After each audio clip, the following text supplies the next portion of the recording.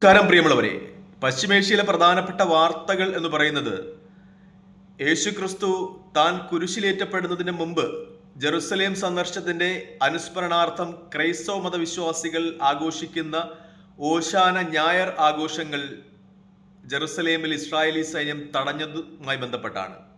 പ്രത്യേകിച്ചും വെസ്റ്റ് ബാങ്കിലെ നൂറുകണക്കിന് ക്രൈസ്തവ മതവിശ്വാസികളെയാണ് ഏറ്റവും പ്രധാനപ്പെട്ട ആഘോഷം നടക്കുന്ന ജെറുസലേമിലേക്ക് കടക്കുന്നത് ഇസ്രായേലി സൈന്യം തടഞ്ഞത് എന്ന ഒരു വാർത്ത പുറത്തു വരികയാണ്. ഇത് അന്താരാഷ്ട്ര സമൂഹങ്ങൾക്കിടയിൽ വലിയ പ്രതിഷേധങ്ങൾ ഉയർത്തുന്നു എന്നാണ് ഏറ്റവും പ്രധാനപ്പെട്ട കാര്യം. നേരത്തെയും ഈ ഓശാന പെരുന്നാൾ ആഘോഷങ്ങൾക്കിടയിൽ ജെറുസലേമിലെ ക്രൈസ്തവ മാനേജ്മെന്റിന്റെ കീഴിലുള്ള ജെറുസലേം രൂപതയുടെ കീഴിലുള്ള അൽ അഹ്ലി ഹോസ്പിറ്റൽ ഇസ്രായേൽ ബോംബിട്ട് തകർത്തതുമായി ബന്ധപ്പെട്ട വാർത്തകൾ ഉണ്ടായിരുന്നു.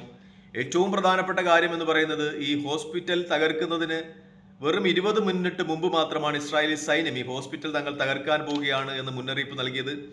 വളരെ ഗുരുതരാവസ്ഥയിലുണ്ടായിരുന്ന 50 രോഗികൾ എങ്ങോട്ട് മാറ്റപ്പെട്ടു എന്നതുമായി ബന്ധപ്പെട്ട് വിവരങ്ങളൊന്നുമില്ല. ഒരു പെൺകുട്ടി ഇസ്രായേലിന്റെ ആക്രമണത്തിൽ മരിച്ചു എന്ന വാർത്ത പുറത്തു വരികയാണ്. മാത്രമല്ല 2023 ഈ ഹോസ്പിറ്റൽ ഹമാസിന്റെ കമാൻഡിംഗ് പ്രവർത്തിക്കുന്നു എന്നതിന്റെ പേരിൽ ഇസ്രായേൽ ആക്രമിക്കുകയും 480ഓളം ആളുകൾ മരിക്കുകയും ചെയ്തിരുന്നു. പക്ഷേ ഇസ്രായേലിന് അത് തെളിയിക്കുവാൻ കഴിഞ്ഞിട്ടില്ല എന്ന ഒരു സ്ഥിതിവിശേഷം കൂടിയുണ്ട് എന്നതും യാഥാർത്ഥ്യമാണ്. മറ്റൊന്ന്, അമേരിക്കൻ പ്രസിഡന്റ് ഡൊണാൾഡ് ട്രംപിന്റെ പ്രസ്താവന വരുന്ന അന്താരാഷ്ട്ര മാധ്യമങ്ങളൊക്കെ റിപ്പോർട്ട് ചെയ്യുന്നുണ്ട്.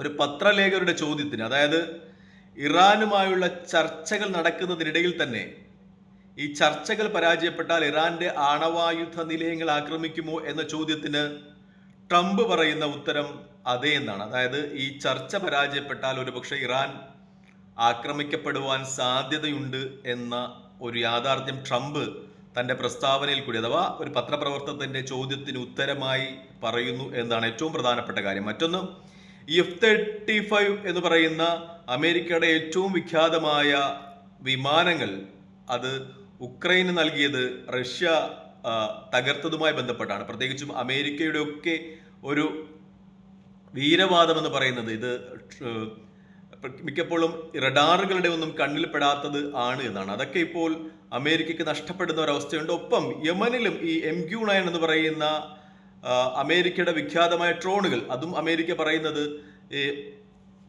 റഡാറുകളിൽ പെടുന്നില്ല എന്നൊക്കെയാണ്. അതും വെറും ഹൂതികൾ, അതായത് അത്ര വലിയ സൈനിക ശക്തിയൊന്നുമല്ലാതെ വെറും വിമത വിഭാഗമായ ഹൂതികളുടെ ആക്രമണത്തിൽ തകരുന്നു എന്നതൊക്കെ അമേരിക്കയെ സംബന്ധിച്ച് ആശാവഹമല്ല.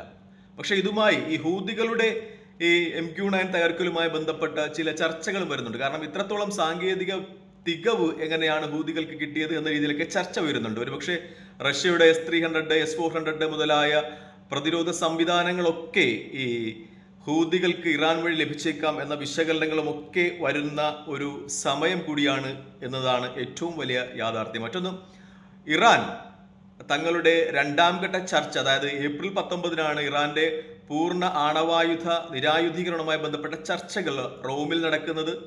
ഇറാൻ അത് ഒമാനിൽ തന്നെ നടക്കണം എന്ന് ആവശ്യപ്പെടുന്നുണ്ട്. പക്ഷേ അതിനൊരു സ്ഥിരീകരണം വന്നിട്ടില്ല. ഒരുപക്ഷെ അത് റോമിൽ നടക്കുവാനായിരിക്കും സാധ്യത കൂടുതൽ. അപ്പോൾ അതുമായി ബന്ധപ്പെട്ട ചർച്ചകളൊക്കെ പോകുന്നതിന് മുമ്പ് ഇറാൻ വിദേശകാര്യമന്ത്രി റഷ്യൻ വിദേശകാര്യമന്ത്രിയും ഒപ്പം റഷ്യൻ പ്രസിഡന്റ് വ്ളാദിമിർ പുടിനെയും സന്ദർശിക്കും എന്ന വാർത്തകളുമൊക്കെ പുറത്തു വരികയാണ്. അതായത് ഇറാൻ ഈ റഷ്യയുമായിട്ടുള്ള ചർച്ചകളിൽ ഉരുത്തിരിയുന്ന കാര്യങ്ങളായിരിക്കും അവിടെ ഇറാന്റെ ഭാഗമായി അവതരിപ്പിക്കുക എന്ന ഒരു വാദഗതിയും നിലനിൽക്കുന്നുണ്ട്. അതായത് റഷ്യയും ഇറാനും തമ്മിലുള്ള ബന്ധം ദൃഢമാണ് എന്ന ഒരു വിശകലനം തന്നെയാണ് അന്താരാഷ്ട്ര മാധ്യമങ്ങളിലൊക്കെ നടക്കുന്നത്. തൽക്കാലം ഈ വീഡിയോയുമായി ഇവിടെ വാങ്ങുന്നു. മറ്റൊരു വീഡിയോയുമായി കാണുന്നതുവരെ പ്രാർത്ഥനയിൽ ഉൾപ്പെടുത്തുക. നന്ദി, നമസ്കാരം, ജയ് ഹിന്ദ്.